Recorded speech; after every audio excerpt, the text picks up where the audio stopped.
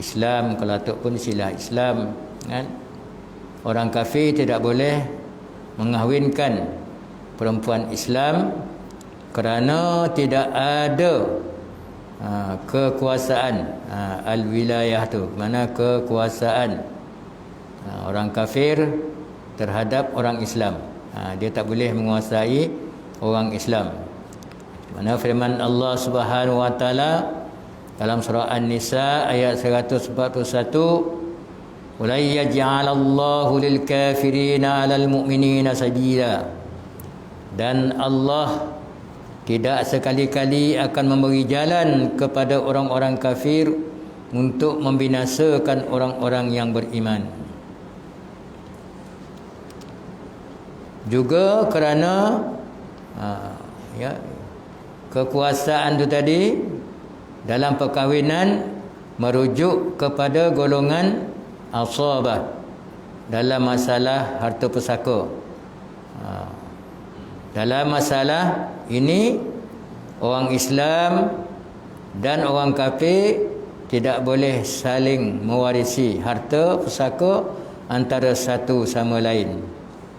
Samalah kalau anak kita dia murtad, kan, dia tak dapat mewarisi harta pusaka.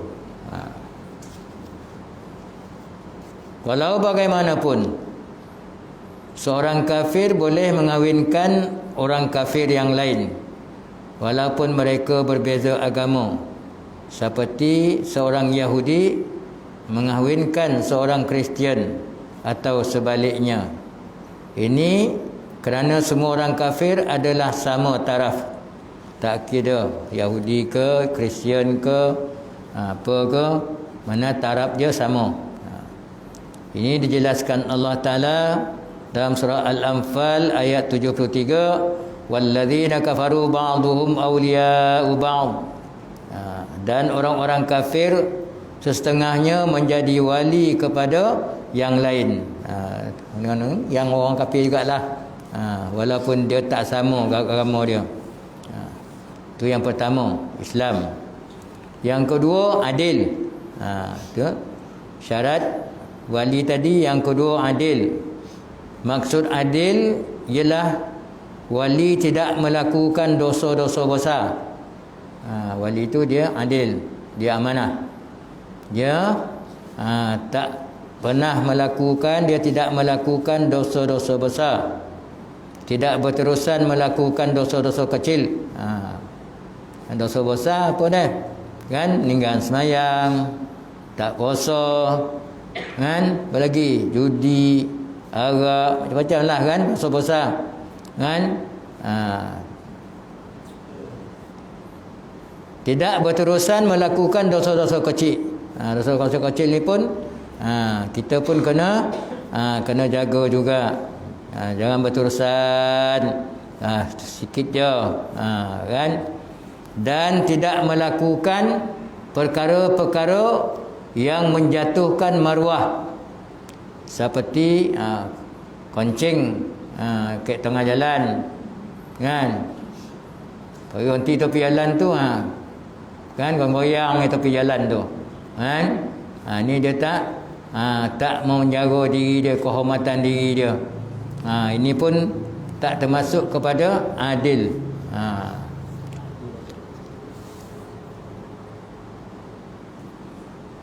Berjalan dengan kaki ayam dan sebagainya.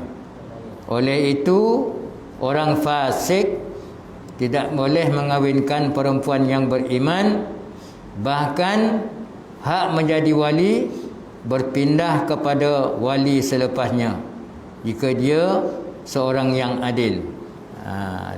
Jadi orang fasik dia tak boleh mengawinkan perempuan ataupun anak perempuan dia. Jadi dia kena berpindah kepada siapa selepas tu. Kalau abah tu perangai teruk benar, dia pindah kepada atuk dia. Tapi atuk tu pun mesti adil jugalah. Kalau atuk sama je, pindah pula lah kepada saudara, kan, saudara lelaki. Sabda Rasulullah SAW yang bermaksud tidak ada pernikahan melainkan dengan wali yang mursyid. Yes. Kan kita nak jadi wali ni kan, kita kena jaga tingkah laku kita. Terkoncing pun nak jaga je. Yang tuan koncing tengah jalan kan. Gitu jugalah semayang, jaga ya, jangan kita melakukan banyak dosa-dosa besar.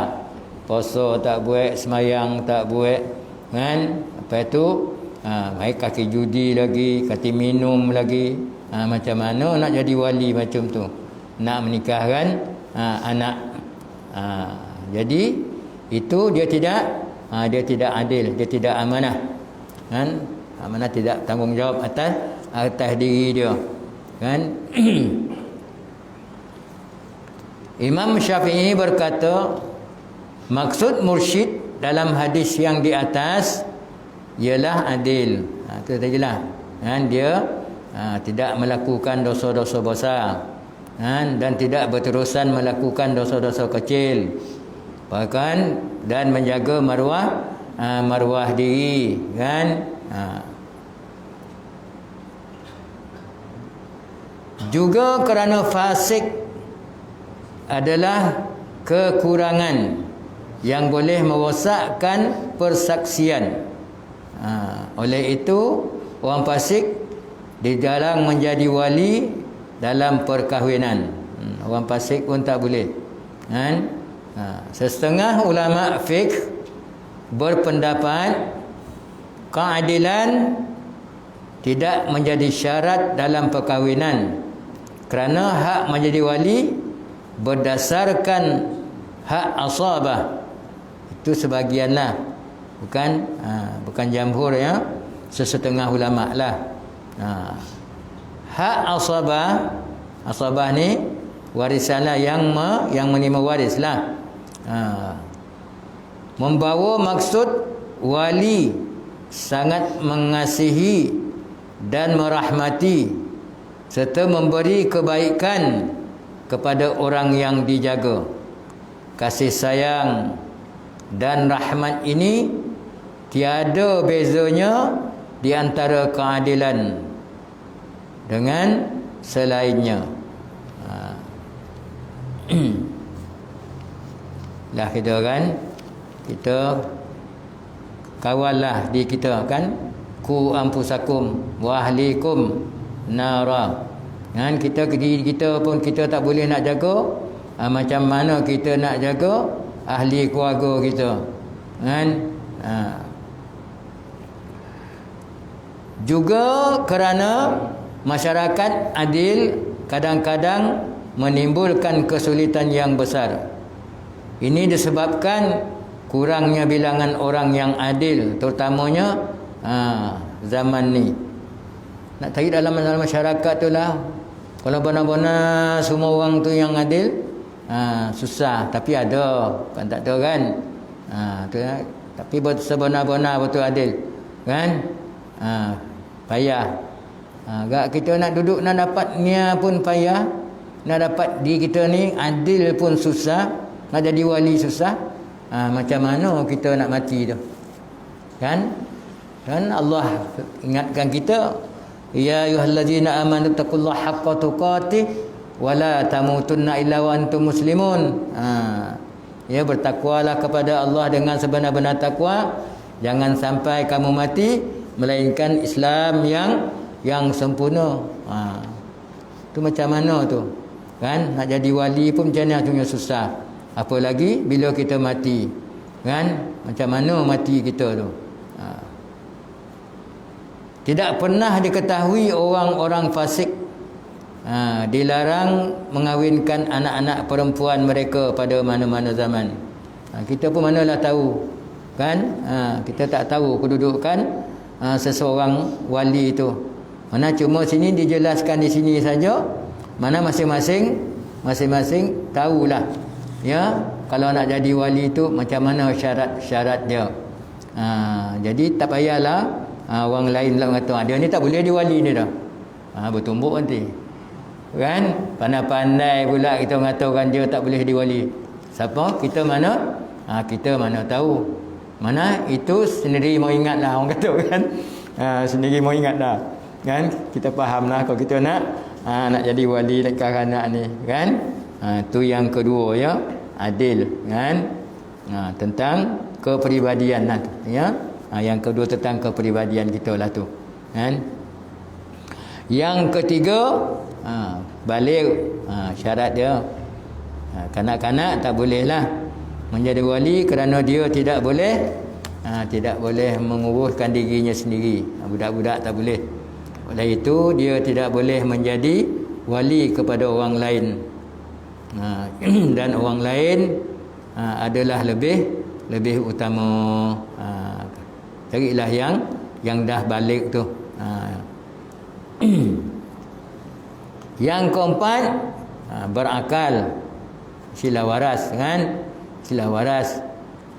Orang gila tak boleh jadi wali kerana dia tidak boleh menguruskan dirinya. Oleh itu dia tidak boleh menjadi wali kepada orang lain.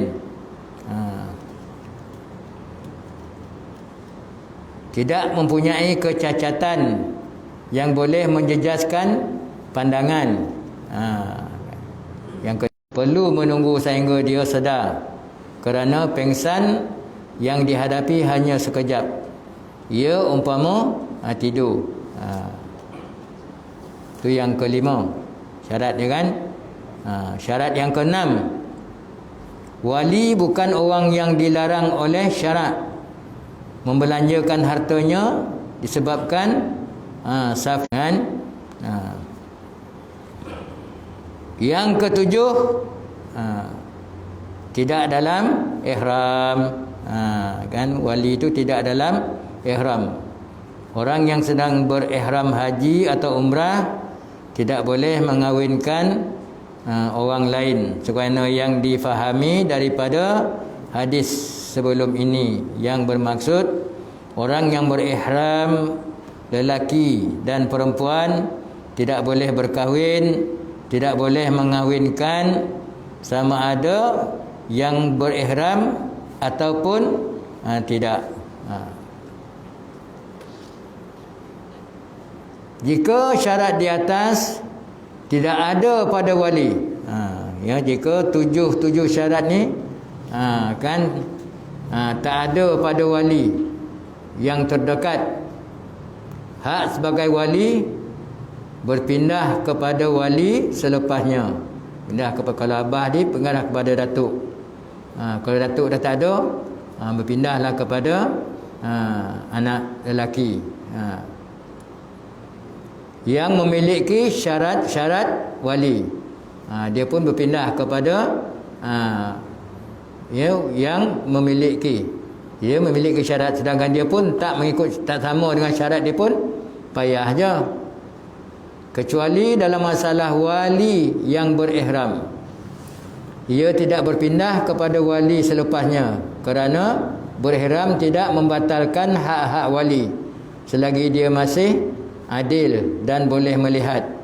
Cuma yang dilarang ialah mengahwinkan sahaja.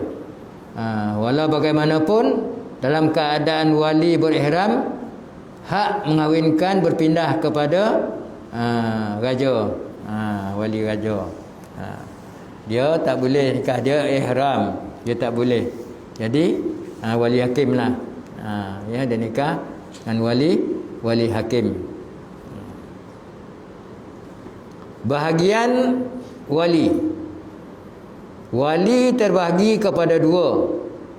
Satu, mujbir. Yang kedua ghairi mujbir. Dia bukan mujbir. Tidak mujbir. Satu mujbir. Wali mujbir ni ialah hanya terhad kepada bapa dan datuk. Wali mujbir berlaku hanya kepada perkahwinan anak dara sahaja, sama ada ia masih kecil ataupun dah besar, berakal ataupun gila.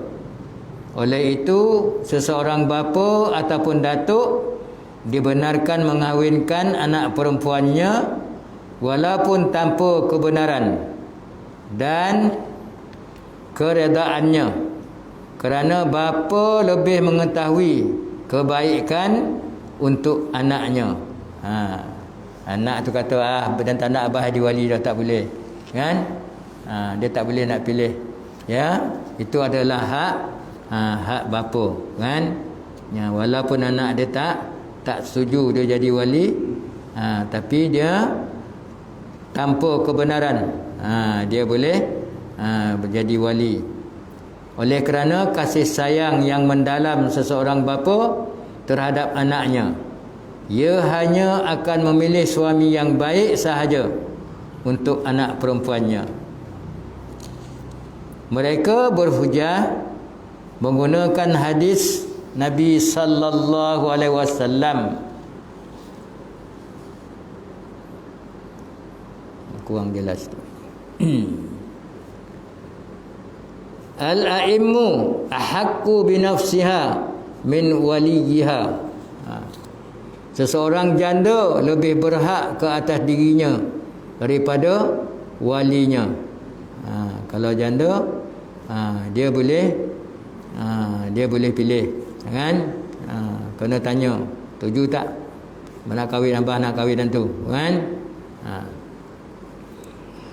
Melalui hadis ini kita dapat memahami bahawa wali lebih berhak ke atas anak perempuan yang masih dara daripada hak anak perempuan itu terhadap dirinya sendiri.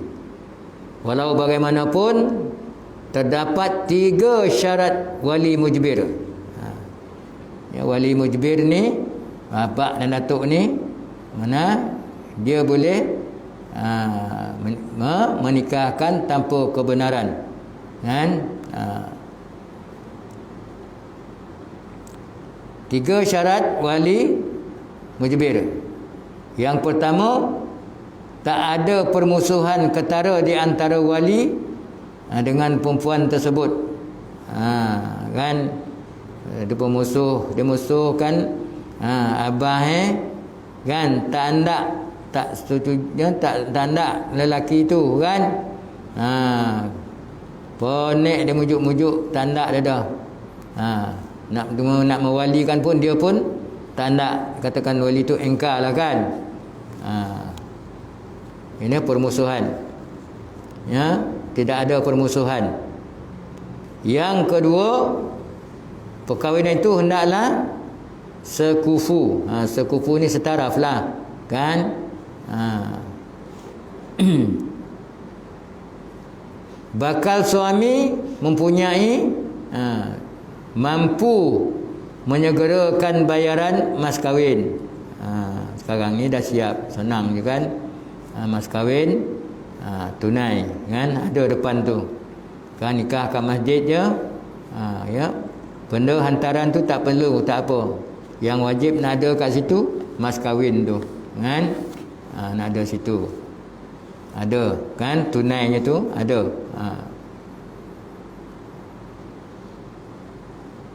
Itu dia 3 syarat wali mujbir.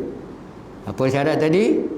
Tak ada permusuhan yang ketara di antara wali dengan anak tadi, dengan perempuan yang nak dikahwinkan tu.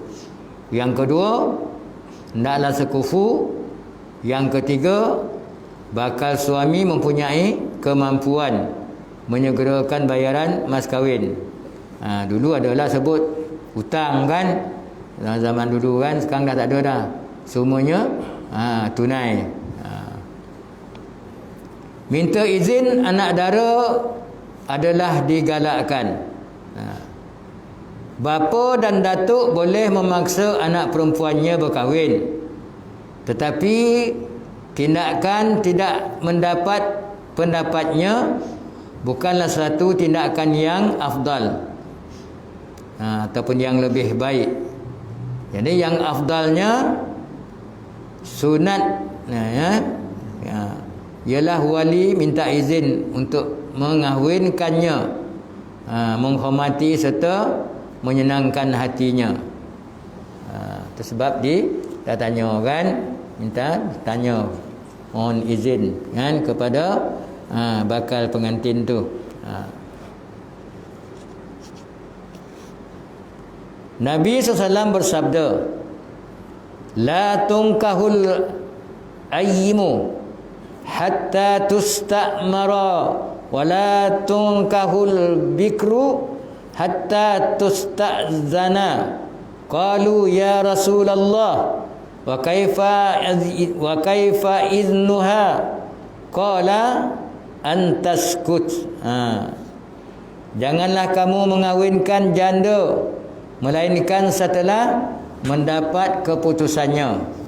Apa keputusan perempuan tu, kan?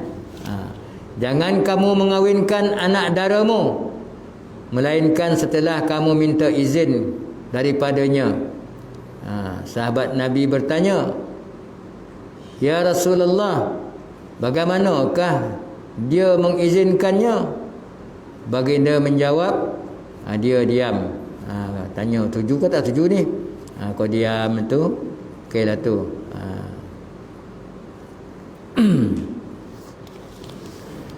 Dan lagi sabda Nabi sallam, janda lebih berhak terhadap dirinya daripada walinya. Bagi anak dara pula, kamu hendaklah meminta izinnya, dan keizinannya ialah diamnya. Ini hadis yang lain. Jadi kedua-dua hadis yang di atas menerangkan wali disunatkan meminta kebenaran anak gadis yang masih dara untuk mengawinkannya. Yang masih dara tu sunat. Tapi kalau yang janda tu mesti, ya, sebab dia punya hak yang tersendiri pasal dia dah janda. Wali yang tidak mujbir, wali biasalah, kan, yang bukan mujbir ni. Wali yang tidak mujbir ialah wali selain daripada bapa dan datuk yang telah kita sebutkan sebelum ini. Wali tidak mujbir berlaku ketika mengawinkan perempuan yang sudah janda. Itu kan, mengawinkan perempuan yang sudah janda. Tidak sah bagi mana-mana wali walaupun bapa untuk mengawinkan perempuan janda melainkan dengan kebenaran dan keredaannya. Hukum ini berpandukan kepada hadis yang sebelum ini yang ke atas tadi, yang bermaksud janganlah kamu mengahwinkan janda melainkan setelah mendapat keputusannya. Hadis yang atas tadi, dia dah bagi keputusan, setuju tak setuju. Janda ialah perempuan yang hilang darahnya dengan sebab persetubuhan yang halal ataupun haram. Sama ada dia persetubuhan yang halal ataupun haram, dia dah dikira janda. Bukan disebabkan sakit atau terjatuh dan sebagainya. Apakah tujuan dia? Hikmah dia untuk mendapat persetujuan janda ni. Hikmah wali hendaklah mendapatkan persetujuan janda terlebih dahulu dan tidak mengawinkan tanpa kebenarannya, ialah dia mengetahui maksud perkahwinan. Wali tidak boleh memaksanya kerana pengalamannya dalam perkahwinan menyebabkan dia tidak malu untuk berterus terang. Ini berbeza dengan anak dara, kerana dia malu untuk berterus terang. Kalau anak dara ni kan, dia malu-malu kan. Kalau janda tu dia dah biasa kahwin kan, dia tak malu dah. Tak nak lah kan. Mengawinkan janda yang masih kecil, bapa atau mana-mana wali tidak diharuskan mengawinkan perempuan janda yang belum balik sehinggalah dia balik. Ini kerana keizinan budak kecil tidak diambil kira. Wali tidak boleh mengawinkannya sehingga dia balik, kerana keizinannya yang diambil kira ialah keizinan selepas balik. Tak pernahlah kita jumpa ni kan. Anak perempuan yang belum balik lah, janda belum pernah lah jumpa kan. Yang kecil. Ini wali engkar. Ya, wali enggan mengawinkan anak perempuannya. Kan dia tak setuju nak kahwinkan. Dia bercerai, tak nak mengawinkan anak dia. Jika seseorang perempuan yang sudah balik dan berakal meminta untuk berkahwin dengan lelaki yang setaraf dengannya, wali mesti mengawinkannya. Jika wali enggan, sekalipun wali ialah bapanya, dia hendaklah dikahwinkan oleh wali hakim. Ni pernah berlaku ni kan. Pernah berlaku. Ya, abah tak nak kahwinkan anak dia kan. Dia tak suka ke lelaki tu kan. Lama dia pergi mengadu ke pejabat. Maka dia kahwin di pejabat, ya, wali hakim. Ini kerana hak mengawinkan beliau dengan lelaki yang setaraf, yang sekupu tu setaraf lah, adalah hak yang mesti ditunaikan oleh walinya. Jika wali enggan menunaikannya, pemerintah ataupun wali raja akan menunaikannya. Hukum ini berdalilkan kepada sabda Rasulullah sallallahu alaihi wasallam, "Fasultanu waliyu man la waliyalahu." Dia kata raja ni menjadi wali bagi siapa yang tak mempunyai wali. Samalah anak luar nikah ke kan, wali engkar ke, tak jumpa wali ke wali gaib kan, boleh jadi wali hakim. Jika perempuan tersebut minta dikahwinkan dengan seorang lelaki yang setaraf dan walinya ingin mengahwinkannya dengan lelaki lain yang juga setaraf, wali boleh melarang anaknya berkahwin dengan lelaki pilihan anaknya tu dan mengahwinkannya dengan lelaki yang dipilih oleh wali, jika anak perempuannya masih lagi dara. Ini kerana pandangan wali lebih sempurna daripada pandangan anaknya.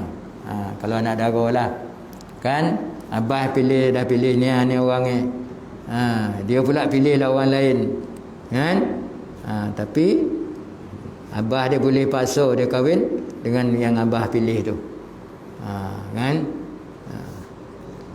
Kalau janda tak boleh lah kan. Ni tadi yang anak dara lah. Hukum jika wali tak ada. Jika perempuan mempunyai ramai wali dan wali yang paling hampir, wali akrab tadi, tidak ada di situ, jika dia berada di tempat yang jaraknya 2 marhalah, ya, dia jauh kan, dia kat Johor ke kan, atau lebih 2 marhalah, ialah perjalanan sehari semalam lah, jalan kaki. Jadi hak menjadi wali tidak berpindah kepada wali yang lebih jauh, tetapi dia hendaklah dikahwinkan oleh wali raja, pergi ke hakim. Kalau kita biasa wali hakim, nikah pejabat lah kan, nikah di pejabat lah kan.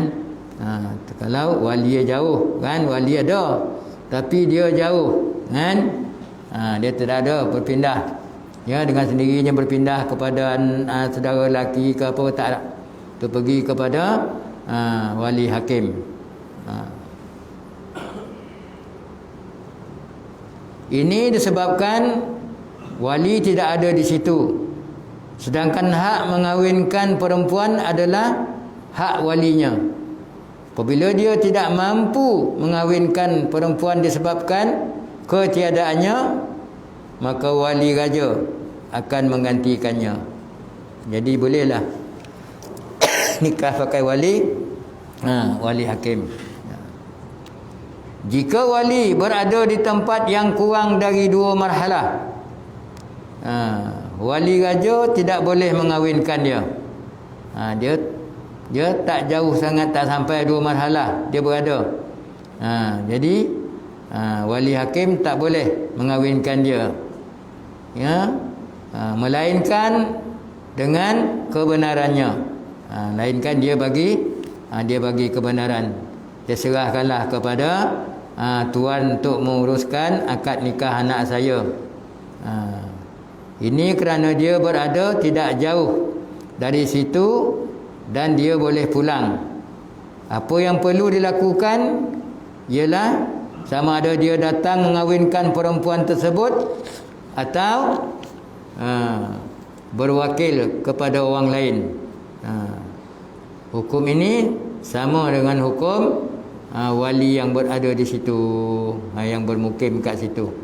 Kan dia boleh wakalah lah, kan, berwakil. Terdapat 2 wali atau lebih yang sama taraf, yang ni sama kuat. Jika terdapat 2 orang wali atau lebih yang sama kuat daripada segi keturunan, seperti terdapat 2 beradik seibu sebapa atau 2 beradik sebapa, dia sunat dikahwinkan oleh wali yang lebih mengetahui selok belok bab-bab perkahwinan ni. Dulu kan orang yang tu, kan, jadi wali, dia faham sangat tentang bab-bab bab nikah ni, dia faham. Ini disebabkan beliau lebih mengetahui syarat-syarat perkahwinan. Kita ni banyak yang kita tak ni, kan, banyak yang kita tak faham, kan. Seterusnya, wali yang lebih warak diberikan keutamaan kerana dia lebih dipercayai untuk memberikan yang terbaik kepada perempuan itu. Seterusnya, wali yang lebih tua usia kerana pengalamannya yang luas. Jadi kita ada pun yang lebih tua, saudara yang tua lah, kan. Dalam keadaan terdapat ramai wali yang setaraf, wali yang mengawinkan perempuan itu hendaklah mendapatkan keredaan wali yang lain supaya mereka boleh sepakat dan tidak berlaku salah faham. Macam ni, kau ialah kata, kan, tak payah, dan kau ialah pergi nikahkan, tu kan. Mana ada keredaan. Jika mereka berselisih pendapat dan masing-masing ingin mengahwinkan perempuan itu, berebut nak jadi wali, undian wajib dilakukan untuk menyelesaikan masalah. Sesiapa yang diundi, dialah akan mengahwinkannya. Nak kahwin pun kena pilihan raya juga, kan, kena undi ya. Jika perempuan memberi keizinan kepada mana-mana wali yang setaraf mengahwinkannya dan dia dikahwinkan oleh wali yang kurang afdal atau wali yang tidak terpilih melalui undian yang sah, perkahwinan tersebut, kan, disebabkan keizinan yang diberikan. Tetapi jika dia hanya memberi keizinan kepada salah seorang daripada mereka, kemudian dia dikahwinkan oleh wali lain, akad itu tidak sah. Ikut perempuan ni yang nak nikah tu, dia pilih yang mana, kan. Tiba-tiba orang lain tidak yang dipilih tadi, maka berlaku akad nikah. Jadi akad nikah tu tidak sah. Kerana akad berlaku tanpa keizinan dan kerelaan perempuan tadi. Kan ini dalam nak menjalankan akad nikah wali ni pun kan macam-macam dia punya masalahnya untuk kita fahami. Wali tidak ada. Apabila perempuan tidak mempunyai wali, hak mengawinkannya berpindah kepada qadi ataupun hakim, kerana dia dilantik untuk memberi kebaikan kepada orang Islam. Dekat pejabat agama tu kan, pejabat agama daerah tu, dia bukan semua orang tu boleh jadi wali hakim. Dia ada yang ditauliahkan oleh raja, tapi taklah raja nyampai kan, Tok Kelana nyampai kalau kat Somban tu Tok Kelana lah kan, tu wali hakim.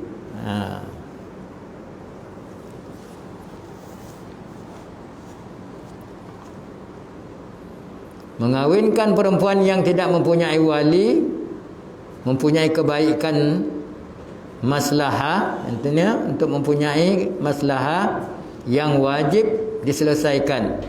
Sebelum ini kita telah sebutkan hadis Rasulullah SAW yang bermaksud pemerintah adalah wali bagi mereka yang tidak mempunyai wali. Itulah yang paling mudah, senang. Kalau kita tak ada wali, pergilah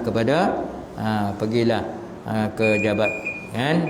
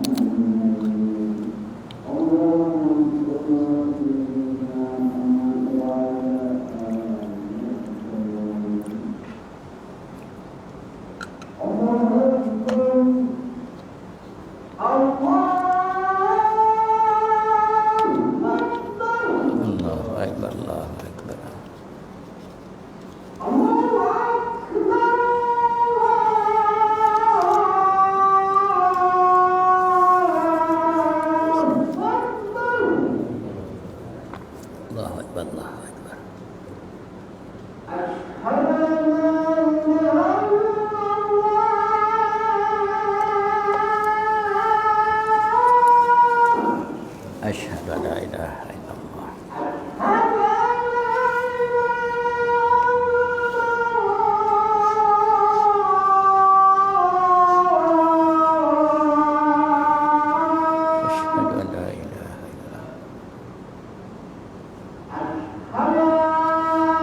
Asyhadu an la ilaha illallah.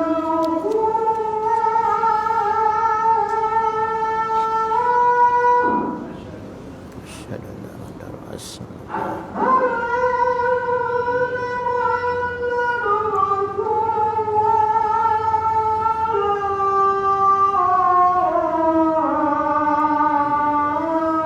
Asyhadu anna Muhammadar Rasulullah.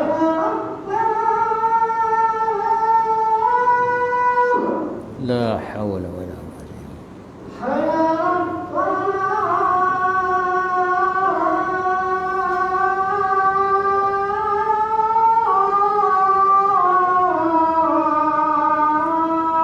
La haula wala quwwata illa billah. La haula wala quwwata.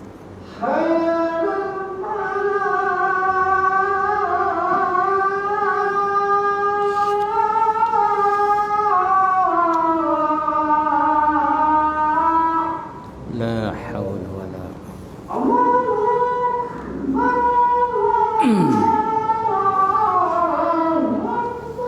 Allahu akbar.